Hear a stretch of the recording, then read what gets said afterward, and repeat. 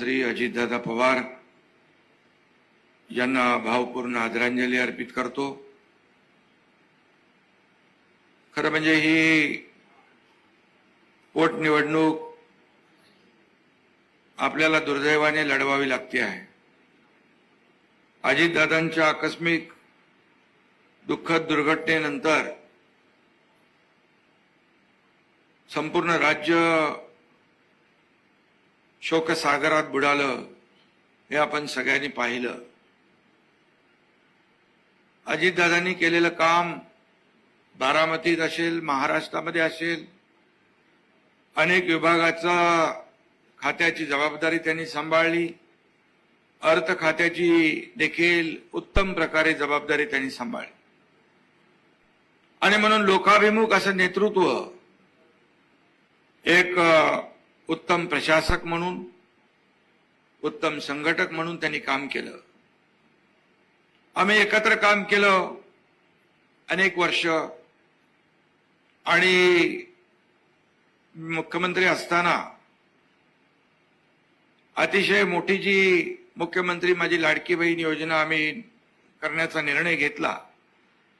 आवाका मोठा होता, व्याप्ती मोठी होती आणि त्याला लागणारा वार्षिक खर्चही फार मोठा होता। परंतु अशा परिस्थितीमध्ये देवेंद्रजी, मी आणि अजितदादांनी ठरवलं आणि अजितदादांनी देखील कुठलाही ताळमेळ घडी विस्कटू न देता अतिशय उत्तमपणे एवढी मोठी योजना जी त्या काळामध्ये राबवण्याचा निर्णय घेतला, त्यावेळेस उत्तम असं अर्थ तज्ञ म्हणेन मी, उत्तम अर्थ खात्याची नाळ आणि जाण असलेला नेता म्हणून मी अजितदादांना त्यावेळेस पाहिलं आणि अजितदादांचं काम आपल्याला मला सांगण्याची आवश्यकता नाही।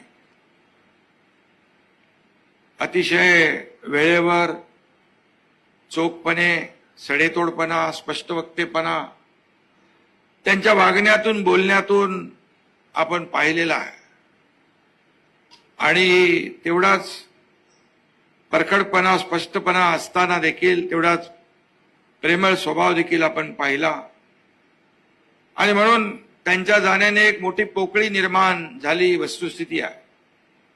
परंतु सुनेत्राताईंनी देखील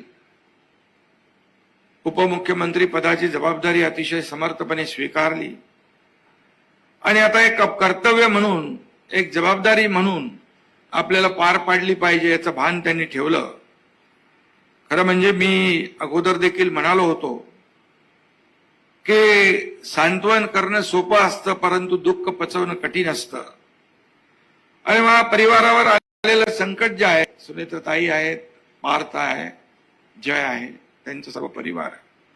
आपण आता सगळे परिवारातले आहोत आणि म्हणून परिवारातले सगळे इथं आपण एकत्र आलेलो आहोत, समोर बसलेला आहात। हे अजितदादांवर आणि सुनेत्रा वहिनींवर असलेलं प्रेम या ठिकाणी आजही आपण दाखवलंय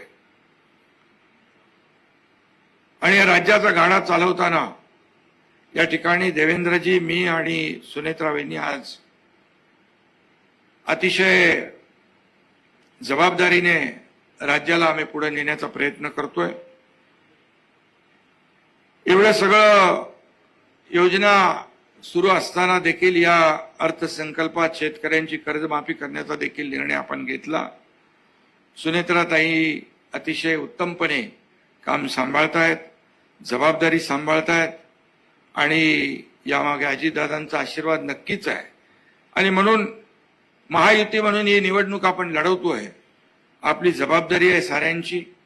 या भागामध्ये जे काम अजितदादांनी उभं केलं हे याच्या साक्षीदार सुनेत्राताई आहेत आणि म्हणून या भागातली जनता आज महायुतीच्या उमेदवार म्हणून सुनेत्राताईंच्या पाठीशी आहेत। अनेक संघटनांनी पाठिंबाही दिलाय, अनेक लोकांनी समर्थन दिलंय आणि ही निवडणूक बिनविरोध व्हावी अशी देखील आमची सगळ्यांची इच्छा होती। मी देखील म्हणालो की या राज्याची एक परंपरा आहे की अशा प्रकारची दुःखद घटना झाली, दुर्दैवी घटना घडली, विद्यमान आमदार सदस्य जेव्हा आपल्यातून जातो त्यावेळेस ही निवडणूक बिनविरोध व्हावी अशा प्रकारची एक परंपरा, प्रथा आहे, ती सगळ्यांनी पाळली पाहिजे असं आपल्या सगळ्यांची भावना आहे. आणि म्हणून इतरही जे पक्ष आहेत त्यांनाही माझं आव्हान आहे, अपील आहे, विनंती आहे की आपली प्रथा परंपरा आपण कायम राखण्याचा प्रयत्न केला पाहिजे. आणि त्यासाठी आपण सगळेजण एकत्र आलेलो आहोत.